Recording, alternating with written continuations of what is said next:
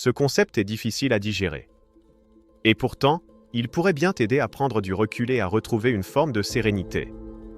Je vais t'expliquer clairement. Pourquoi dit-on que la vie est un jeu?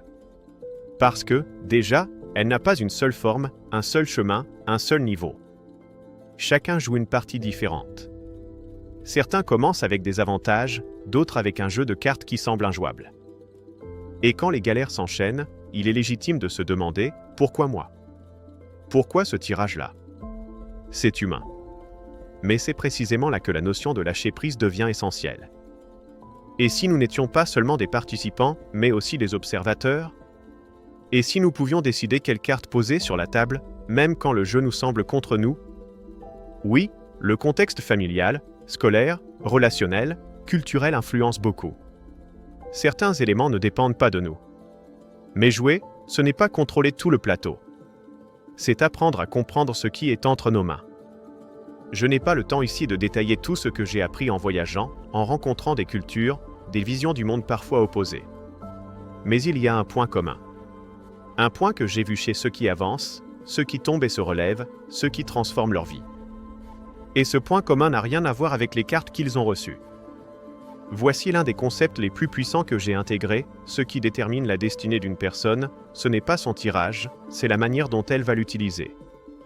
C'est ce concept qui m'a permis de mieux gérer mes émotions, d'éviter les routes encombrées et de repérer les chemins dégagés. Ce qui t'amène plus loin sans t'épuiser.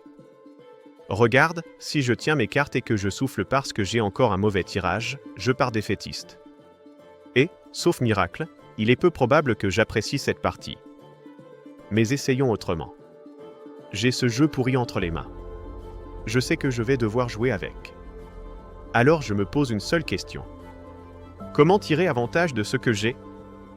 Et c'est là que tout bascule. Le verre à moitié vide ou à moitié plein. Le rôle de victime ou celui de joueur.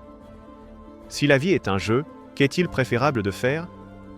Râler pendant toute la partie ou explorer les chemins de traverse qui pourraient transformer cette expérience?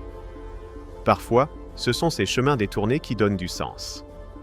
Parfois, ce sont eux qui transforment une partie perdue en une victoire inattendue. Ce qui fait la vraie différence, ce n'est pas la qualité de ton tirage. C'est ta manière d'avancer avec. Ta capacité à repérer une opportunité là où d'autres voient une impasse. Ta façon de jouer, même quand le plateau te semble injuste. Tu n'es pas obligé d'aimer chaque carte. Tu n'es pas obligé d'aimer chaque étape. Mais tu peux apprendre à jouer avec lucidité, douceur, créativité. Et, parfois, c'est suffisant pour changer toute la partie.